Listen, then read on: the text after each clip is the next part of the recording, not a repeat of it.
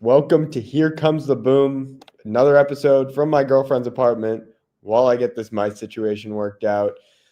Coming off the Kentucky loss, let's get some news on Kentucky basketball recruiting. It's brought to you by KSR Plus. We're going to talk about one player who's nearing his college decision and then where Kentucky goes from here, who's left on their big board. Let's get into it, starting to talk about Christian Collins, 6'8" forward out of St. John Bosco in California. He's ranked top 10 in the country. Rivals has him number 12, but the industry ranking has him number 8 overall. And he is expected to make his college decision very soon. It could happen this week, is what I've been hearing. And the three schools that have come up the most with Christian Collins are Kentucky, USC, and UCLA. Right now, I've already placed an RPM in the On3 recruiting prediction machine for Collins to land at USC. From what I'm hearing, the close to home factor is having a big impact on this recruitment. And right now, the Trojans have the advantage, but Kentucky has been a mainstay in his recruitment throughout, and we'll see if they'll be able to get it done. I'm expecting him to make a commitment soon. Soon we're going to get into where Kentucky goes from here if they are to miss on Christian Collins. Even if they do get Christian Collins, as KSR's Jack Pilgrim reported, Kentucky, it does not change their pursuit with Tyron Stokes. Those two would be able to play together, but like I said, USC is currently the front runner as of today on Friday. I want to give a quick shout out to our friend Andy Ludicky from myperfectfranchise.net. Andy is a huge college sports fan and franchise veteran, having owned multiple franchises and businesses. Using his expertise, he helps others find their American dream through a very thorough consultation and evaluation process. If you are wanting to find a way out of corporate America, wanting a side hustle business, or a way to diversify, reach out to Andy, as he's got a ton of knowledge in this world. And best of all, his services are 100% free to you always.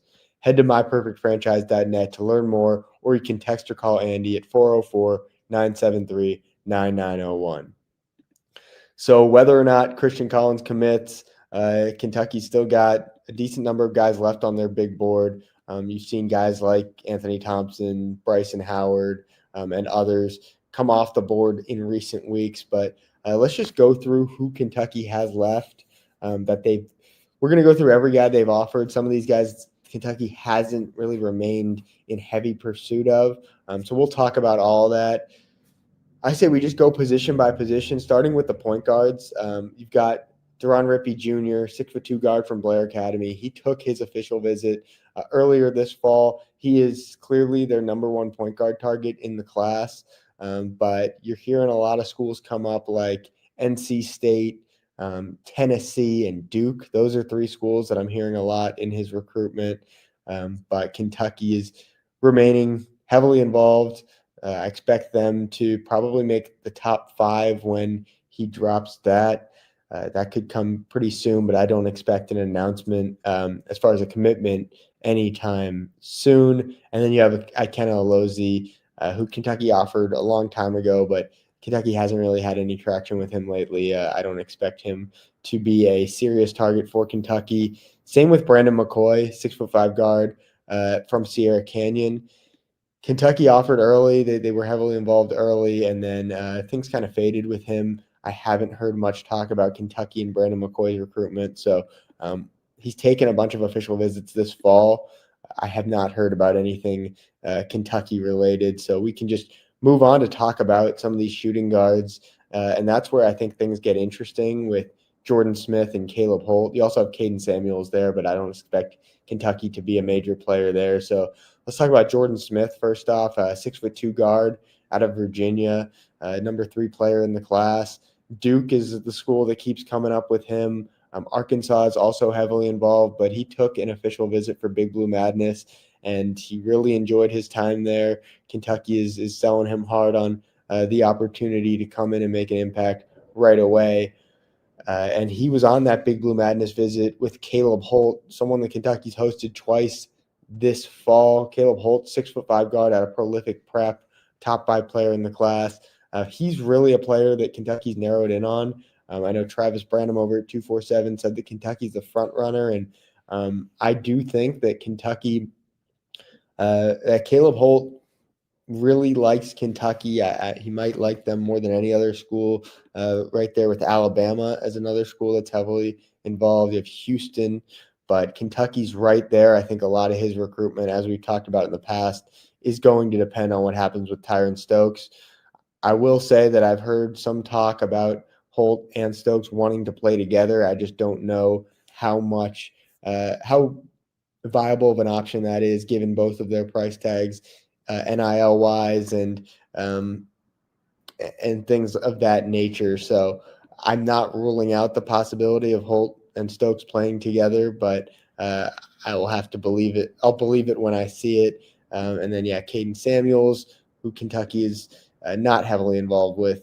Let's move over to the small forwards with Tyron Stokes, who we've talked about plenty in the past. I still like Kentucky's chances in this one. He's got a top 5 of Kentucky, Kansas, Oregon, USC, and Louisville. So I wouldn't trade Kentucky's position with anyone else, but things have gone very quiet with him. I don't. He has not announced a commitment date, but I'm still expecting it to be sometime before the early signing period. It wouldn't surprise me if this dragged out to the spring, but right now the expectation is still that he'll sign in the early period. Christian Collins, who we talked about, and then you have Baba Oladotun, 6'8" forward out of James Hubert Blake, number 10 player in the class, player that reclassified from 27 to 26. Took an official visit to Kentucky very recently. The schools I'm hearing come up with him are Tennessee, Arkansas, and Virginia Tech. He's also visited Maryland and Georgetown, and then, of course, Kentucky. And then you have Maximo Adams. I have not heard a lot of traction with Kentucky there, but they did get him on campus for an official visit. He recently canceled his Duke visit.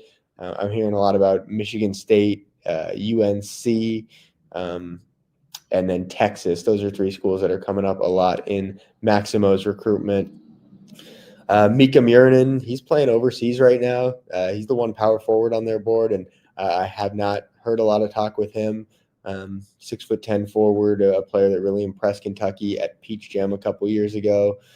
And then you have Arifan Diani, 6'11" center out of Iowa United Prep.